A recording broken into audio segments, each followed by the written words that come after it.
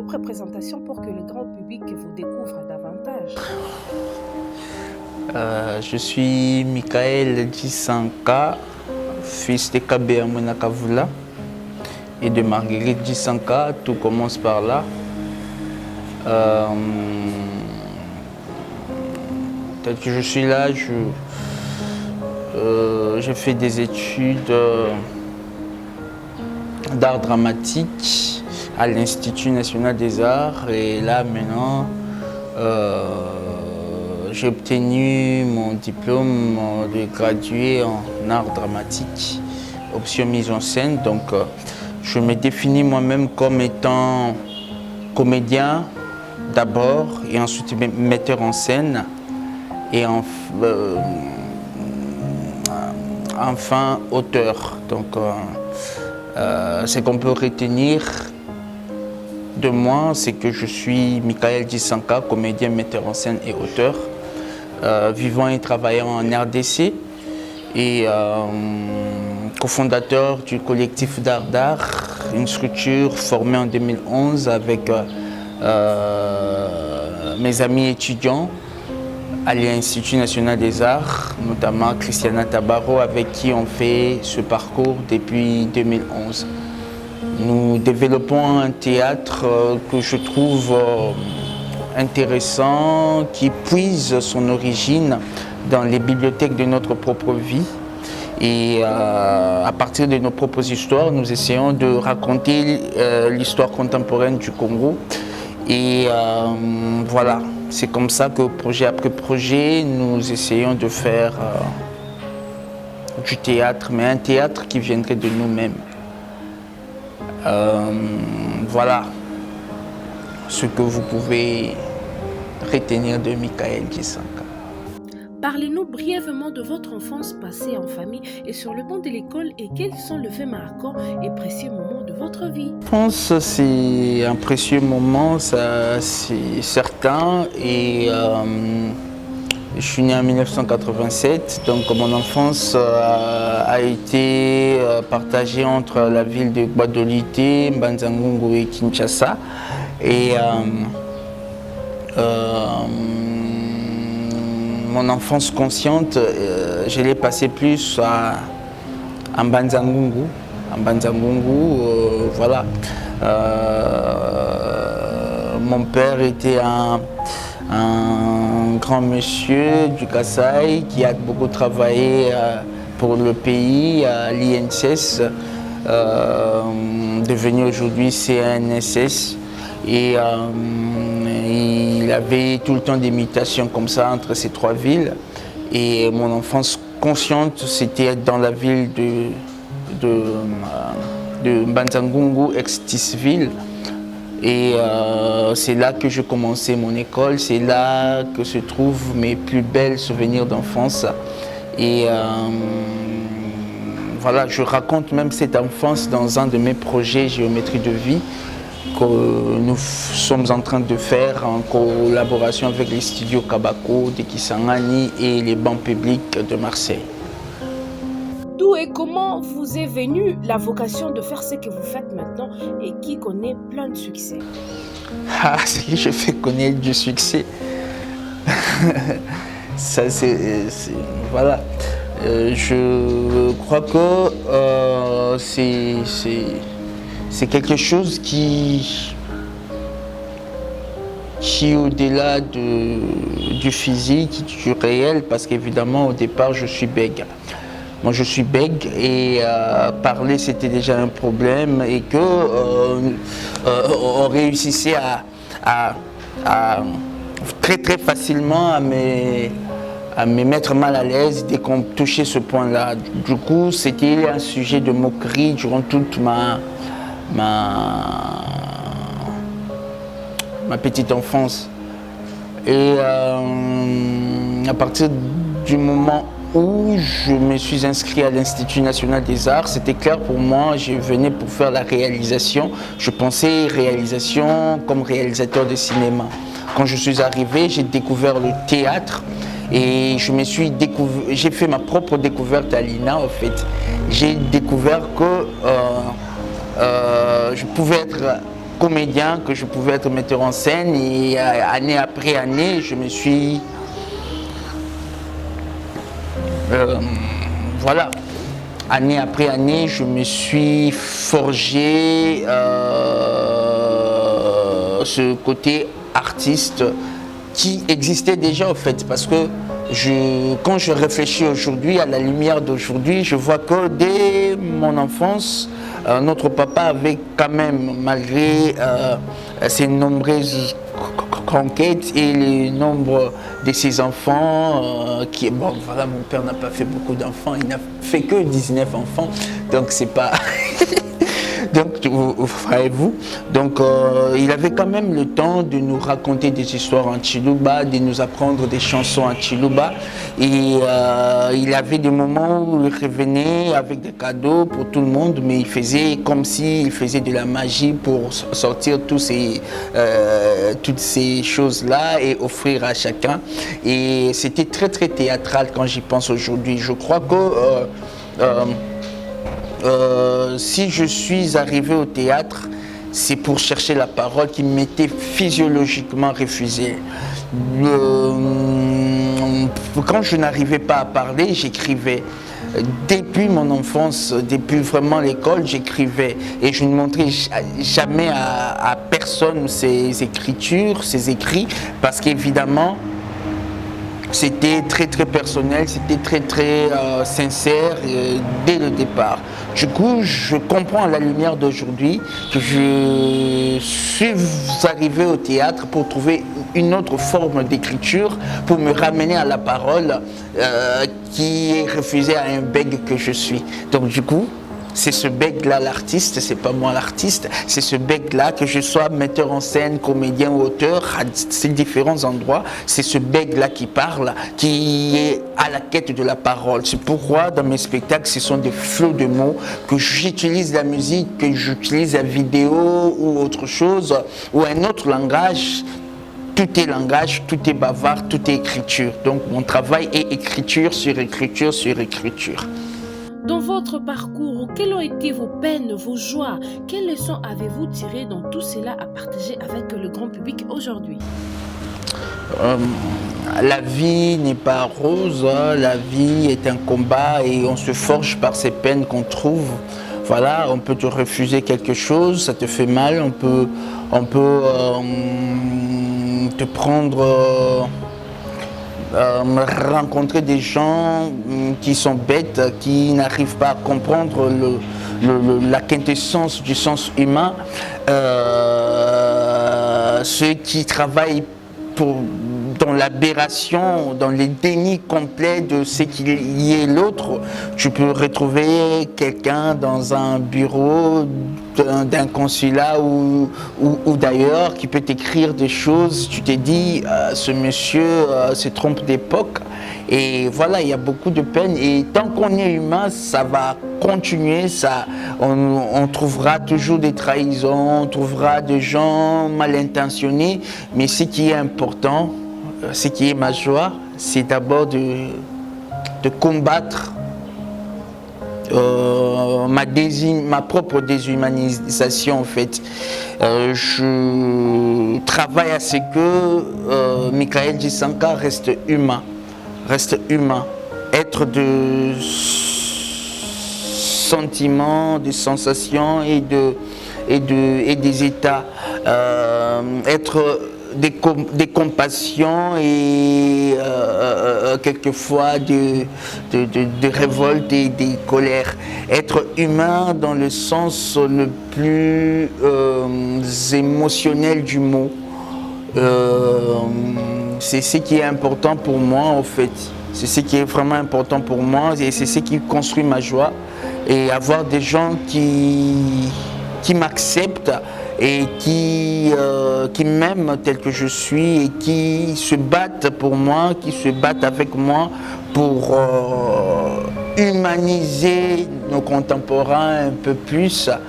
Et ce soutien inconditionnel de ses amis, de ses compagnons de route, de ses grands frères, de ses collaborateurs, de ses partenaires. Voilà, ça fait vraiment chaud au cœur et je trouve ma place grâce à ces gens-là. La leçon, c'est que nul n'est indispensable dans ta vie si ce n'est toi-même. Ça, c'est la plus grande leçon que j'ai tirée de mon expérience et que je partage avec les jeunes quand je donne des ateliers ou quand j'échange avec des amis ou en auditoire. Je dis ce mot, cette phrase, cette pensée qui est profonde, qui me constitue.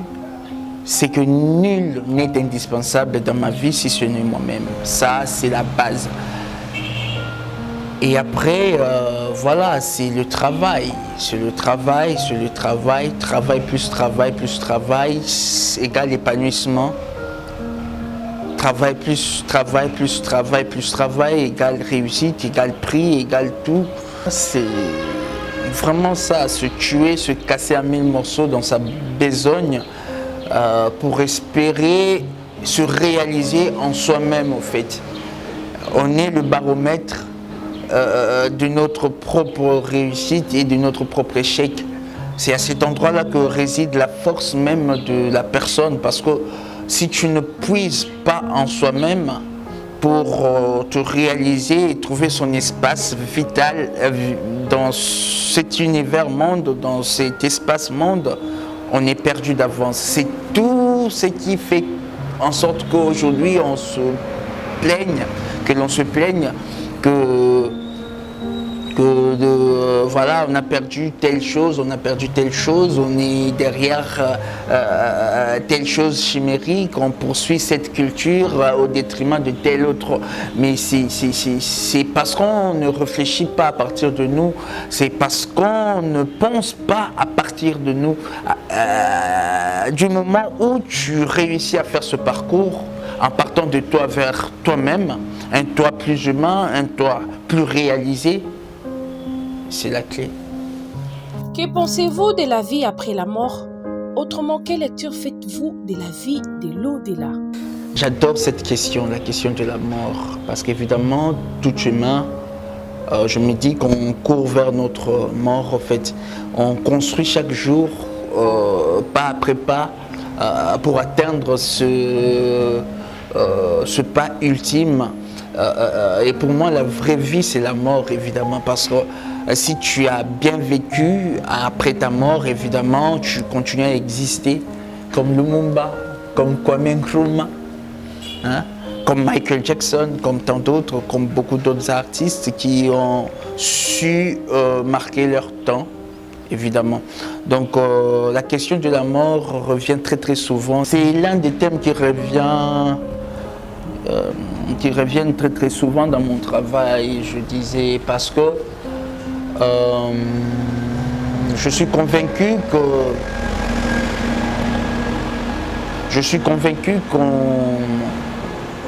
que la vie est trop courte pour tout pouvoir. On ne peut pas arriver à tout réaliser. Les plus grands projets, peut-être, on nous enterrera avec. Et c'est pourquoi chaque acte constitue ce pas. Évidemment, dans cette conscience, j'inscris chacun de mes actes dans ce parcours vers mon dernier râle. Et c'est le moment le plus important de ma vie. J'attends ce moment parce que chez nous, on dit la mort est belle. Évidemment, dans d'autres cultures d'ici, chez nous au Congo, on voit même la richesse d'une famille quand il y a deuil, quand on perd quelqu'un. Et l'un de mes muses dans mon travail, c'est ma sœur, c'est la mort même de ma sœur. C'est comme ça que j'ai commencé à réfléchir autrement. C'est comme ça que j'arrive à regarder la peur de mourir en face et j'écris. J'écris sur ma mort et très souvent je fais mon propre deuil déjà quand je suis vivant parce que je sais que comme ce fut le cas lorsque mon père était mort, c'était la fête pour certains, la joie pour d'autres. Et à un moment donné, je me disais, est-ce que c'est un deuil ou un foire? Ou voilà, je me disais, c'est la foire ou un deuil ou quoi, je savais plus. Donc, pour éviter cette hypocrisie, moi, je célèbre ma mort en fait. Je la célèbre parce que c'est le moment où je vais traverser vers l'infini. Parce que moi, je sais que je vivrai au-delà de mon souffle. Je travaille chaque jour pour que mes actes se poursuivent même après ma mort. C'est important d'avoir cette conscience. Et il y a un proverbe asiatique qui dit, c'est lui qui plante un arbre n'aura pas vécu inutilement. Quand j'étais enfant, je disais à ma défunte sœur, paix à son âme, Tézi Bimacha, je lui disais que j'écrirais mon nom sur une pierre afin que ça reste éternellement. Évidemment, avec l'art, j'essaie de construire cette mémoire de moi-même par l'écriture, par différentes dimensions d'écriture. J'écris avec des mots, j'écris avec des personnes, des comédiens sur le plateau, mais mon spectacle, c'est une écriture indélébile dans les mémoires de tous mes spectateurs. Donc, c'est ce que je laisse. C'est un legs que je laisse au fait. Chaque acte artistique, je me dépouille de quelque chose pour faire la mue, évidemment. C'est comme si chaque acte artistique, c'est une mort pour moi. Je tue quelque chose de moi-même, jusqu'à ce que je rentre mon souffle. Et une fois qu'on étalera mes actes, mes œuvres comme ça, on pourra retracer cela. Toute mon existence, on pourra savoir qui était Michael et qu'est-ce qu'il a légué au fait. Parce que moi, je travaille sur la question de la mémoire. J'essaye, par mon art, de construire une mémoire collective. Évidemment, c'est pour dépasser la mort, c'est pour tuer la mort. Je dirais mieux, c'est pour se moquer de la mort, évidemment, parce que la peur de mourir, tout le monde a très peur et ça me dérange, ça me démange de voir comment est-ce que, surtout ici au Congo, on a peur de mourir alors qu'on nous tue tous les jours. La situation politique, la situation socio-économique, le poids du capitalisme, les guerres d'imposition et d'agression, on nous tue tous les jours. C'est comme si on vivait en sursis, au fait. C'est comme si nous étions tous des phonolis, des gens qui ont déjà été bouffés par tout ce que je viens de citer et qu'on attendait juste le coup fatal. Évidemment, l'unique manière d'être subversif dans ce monde-là, il faut se moquer de la mort parce que tout nous rappelle la mort ici. Avez-vous un message particulier à adresser aux citoyens du monde qui vous suivent maintenant?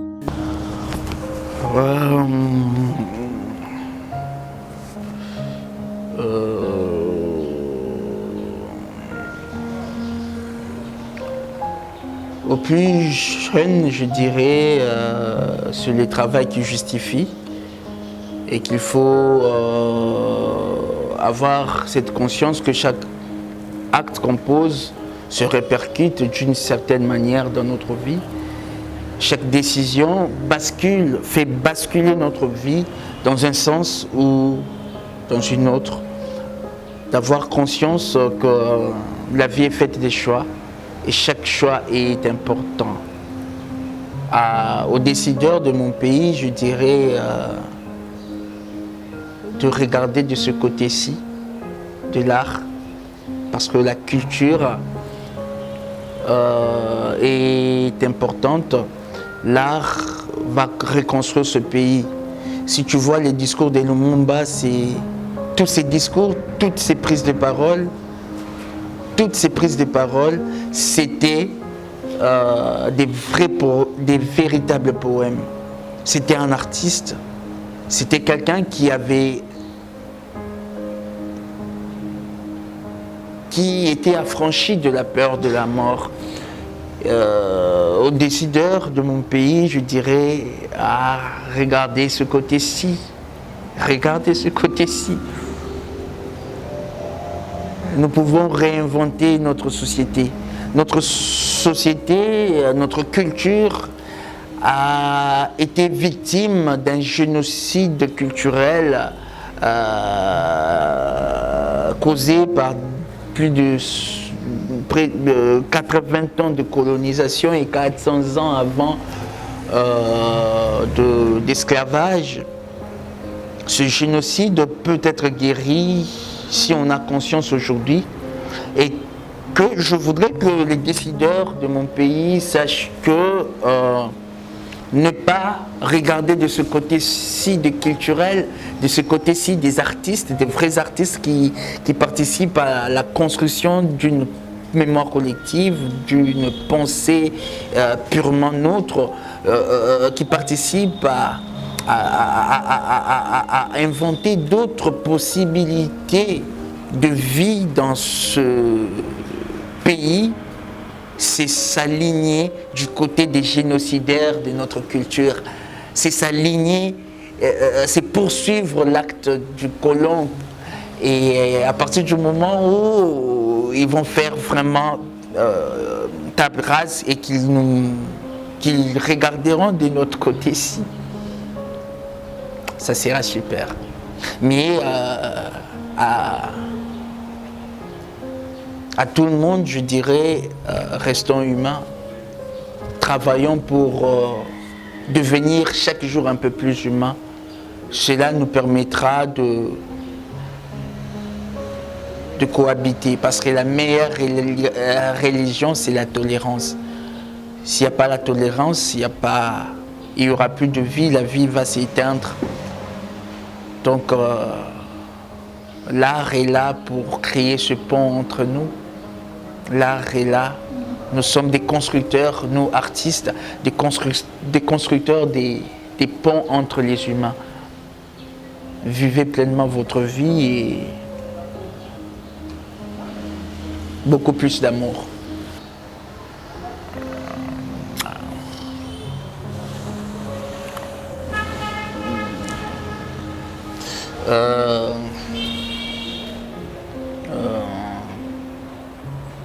Cette année, le collectif Dardar va fêter ses 10 ans d'existence et on va